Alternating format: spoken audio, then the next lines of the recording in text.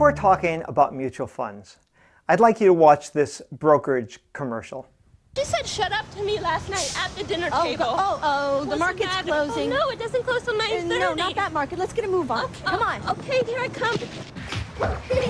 Darren, Sharon, clear out. Mama's got a trade. Ameritrade.com. And logging in. Great. Let me see what the market's doing today. Wow, market's up. Woo-woo. Yes. Wonderful. Whoa.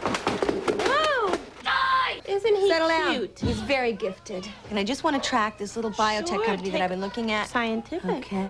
I've got to sell. Right now, you're going to sell it just like that? And done. Oh, just I like think that. I just made about $1,700. Way to go, Mom. That must have cost you a lot of money. $8 a trade. No. Yes, Get out of I'm here. serious. $8. Do you know something about me that I've never told you? What's that? I have mutual funds. All right, we've got two women in this ad. There's Mom. She's a little better looking, has a little more makeup on, and her neighbor. You might have missed this, but at the beginning of the ad, the neighbor says, "My kids talked back to me at the dinner table last night." Mom says, "The market's closing." The neighbor assumes it's the supermarket, but of course Mom's talking about the stock market. They get back to her house, she shoves her kids off the computer. Click, click, click. Mom makes $1,700 trading an under-diversified portfolio of risky stocks. Some little biotech companies she's been following. Meanwhile, what are her kids doing? Boom, boom. You know, they're shooting off these toy rifles with foam rubber projectiles. One of these things bounces off of the mom's forehead. She doesn't flinch. She's in control in a male-dominated, warlike environment. Meanwhile, her neighbor is flinching as these toys shoot off. At the end of the ad, the neighbor tells us what? She tells us that she invests in mutual funds. We find out that a woman whose kids talk back to her and who's intimidated by toys invests in mutual funds. The message in this ad is that mutual funds are for losers. And that's really the wrong message. Mutual funds, and especially low-cost index funds, are the best investment for the vast majority of investors. So let's say you're saving every month for a long-term goal such as retirement. What do you do with your money? Do you stuff it under a mattress? Do you park it in a bank account? No, you should buy and hold mutual funds, and in particular, index funds. An index fund is a mutual fund that tracks an index. But what's a mutual fund and what's an index? Mutual funds are investment companies. They are the simplest and most economical way to own a diversified portfolio, even if you have a small amount to invest. You can buy shares of a mutual fund. The fund then pools your money with the money of other investors and buys stocks, bonds, or other securities. The value of your investment goes up and down with the value of the securities the mutual fund owns. Mutual funds take three forms: open-end mutual funds, exchange-traded funds, and closed-end funds. I'm not going to discuss closed-end funds in this video since they're not appropriate investments for most people. Open-end mutual funds are the most common type of mutual fund. They can be bought and sold directly from mutual fund companies such as Vanguard, Fidelity, T. Rowe Price, or you can purchase them through a financial advisor or a brokerage firm such as Schwab, E-Trade, or Morgan Stanley.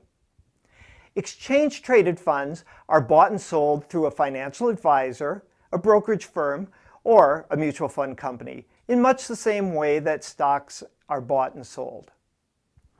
Most open-end mutual funds and some exchange-traded funds are actively managed. An actively managed fund hires a portfolio manager who picks the stocks, bonds, or other securities. The manager tries to beat a benchmark comprised of stocks representative of the types of securities it buys. Typically, the benchmark is a market index, such as the S&P 500. An index is simply a list of stocks, bonds, or other securities. The S&P 500 is a list of the 500 of the largest U.S. companies. The price of these companies is averaged to get the index value, and the averaging puts more weight on larger companies. The companies in the S&P 500 represent about 75% of the value of all publicly traded U.S. companies. This is the most common benchmark for mutual fund companies to try to beat. Index funds simply buy all or a representative sample of the stocks or bonds in an index so as to achieve the same return as the index. Buying an index fund is a form of passive investing. Passive because you're not trying to beat the market. Now, you might think you'd be better off buying a fund with a manager who's trying to beat an index than you would with a fund that's simply trying to match the index. But you'd be wrong. On average, a greater number of actively managed funds underperform the market each year than outperform it. So can an investor win by simply buying an actively managed mutual funds that have performed the best in the past? Unfortunately, no. While some mutual funds consistently underperform the market, over a horizon of several years, good performance by actively managed mutual funds is no more persistent than you would expect from pure luck. So why do active managers underperform? There are several reasons, but the most important is that there are simply too many people spending too much time and too much money trying to beat the U.S. market. There just aren't enough opportunities to exploit. It's like a whole lot of miners looking for a single nugget of gold. You know, some managers do have skill, but it's hard to tell the skilled managers from the ones who've simply been lucky. And even skilled managers struggle to beat the U.S. market index. So here are some of the advantages of index funds over actively managed funds. 1. Index funds that track major indices are better diversified than most actively managed funds. 2. You can buy index funds that charge much lower fees than actively managed funds. 3. Index funds have lower trading costs than most actively managed funds. Trading costs include things such as commissions, and these costs are paid by investors in the fund, you. Why do index funds have lower trading costs than actively managed funds?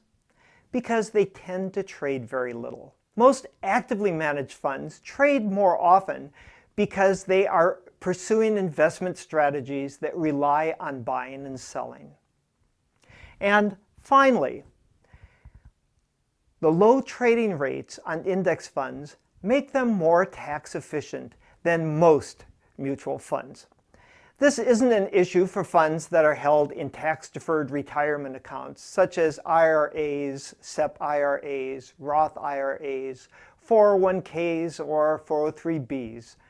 But it does, all of which, by the way, we're going to be talking about in the course. But it does matter for funds held in taxable accounts. Let's talk about what you don't want to focus on when you buy a mutual fund. Past performance. Most investors spend their lives buying and selling what they wish they had bought last year. But last year's performance is not a good predictor of what's going to happen this year.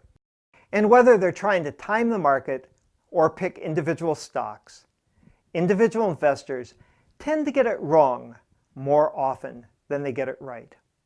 So forget about last year's performance and focus on diversification, fees, and asset allocation. Asset allocation refers to the mix of different classes of investments in your overall portfolio. For example, how much do you invest in stocks and how much in bonds? We have a separate video discussing asset allocation. Diversification means reducing the risk related to any one company by holding a variety of stocks or bonds.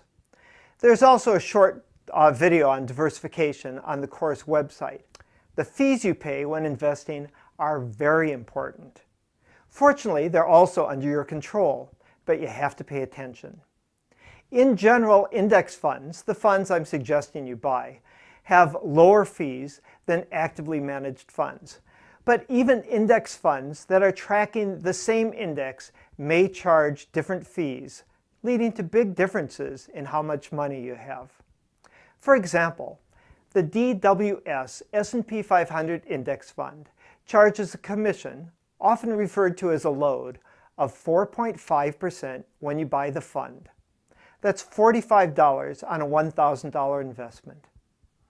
Every year, the fund charges 0.67% in expenses, usually called the expense ratio. That's $6.70 for every $1,000 you invest. Might not sound like much, but the Vanguard 500 Index Fund, Admiral Class shares, charges no commission, and every year the fund charges 0.05% in expenses. How much is 0.05%? It's only 50 cents for every $1,000 you invest in the fund. Let's see just how much difference these fees could make to your portfolio. Suppose you invest $20,000 in the Vanguard 500 Index Fund, Admiral Class shares, and hold this investment for 20 years. Now, nobody knows what the market's going to do over the next 20 years. But let's just assume that the return on the S&P 500 for each of these 20 years is 8%. At the end of 20 years, your $20,000 investment will be worth $92,292. What if at the same time you invest another $20,000 in the DWS S&P 500 Index Fund Class A shares, and you hold that investment for the same 20 years? At the end of 20 years, your investment will be worth $77,705. Remember, both funds are tracking the same index. The only difference is the fees they charge. But what a difference! Over 20 years, you earn $14,587 more with the Vanguard Fund. An additional $14,587 on an initial investment of $20,000. Fees really matter. You can get great diversification and low fees by buying either open-end index funds or exchange-traded index funds. So which should you buy? You know, in many ways it doesn't matter a whole lot, but there is one difference worth considering. Each time you buy an exchange-traded fund, or ETF, you're paying a cost called the spread, and you may be paying a commission. The spread is the difference between the price at which you can buy and you can sell a security, such as a stock or an exchange-traded fund. For large, well-diversified exchange-traded funds that track major indices, such as the S&P 500, spreads are really, really small. They don't matter much. Commissions also tend to be low these days, at least at discount brokerages. However, if you are buying ETFs every month as you save, for the future, the commissions could add up. The good news is you can find brokerage platforms and mutual fund companies that sell ETFs commission-free. But remember, you also want to check the fund's expense ratio. Buy index funds either directly from a mutual fund company or as exchange-traded funds without commissions. Make sure that you're buying funds that track large indices such as the S&P 500 or an all-market index. Compare expense ratios of funds that track the same index. So how high should your expense ratios be? As mentioned before, the Vanguard 500 Index Fund Admiral Class shares have an annual expense ratio of only 0.05%, 50 cents for every $1,000 you have in the fund. That's pretty low. But to get that rate, you're going to need to make a minimum investment of $10,000. If you invest less, you'll pay a slightly higher expense ratio. Generally, funds that track the S&P 500 index or that track large U.S. bond indices have the lowest expense ratios. Funds that track indices, which include small stocks or foreign stocks, charge higher expenses because it's more costly and difficult to run such funds. However, including small and foreign stocks in your portfolio has historically increased portfolio returns. Don't compare apples and oranges. When you compare fees on index funds, make sure the funds are tracking the same or very similar indices. What shouldn't you buy? Don't buy index funds that track particular industries, such as biotech. You're simply speculating.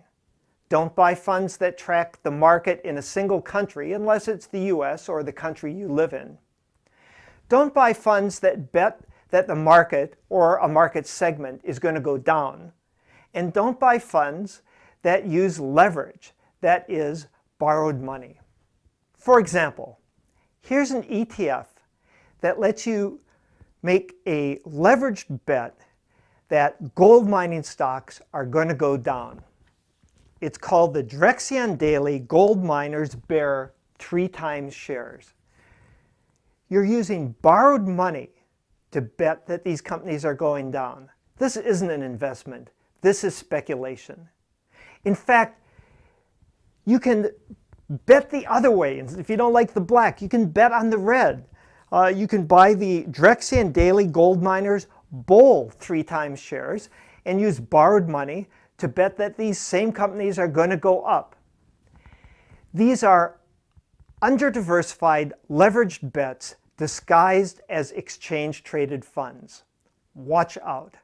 Not all ETFs are well-diversified index funds. 7 years ago, I was in Santa Fe having lunch with Bill Miller.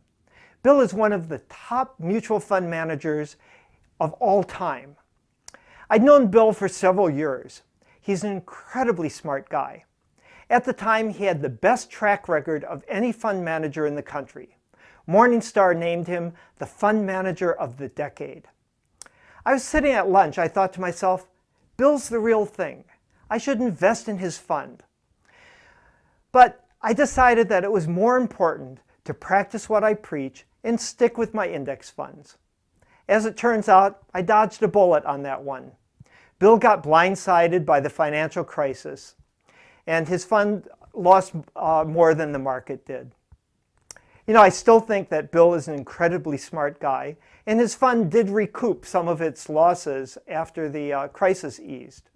What I know, though, is that I can't time markets, stocks, or fund managers, and I shouldn't try to do so. What I can do is diversify and pay low fees. And so can you.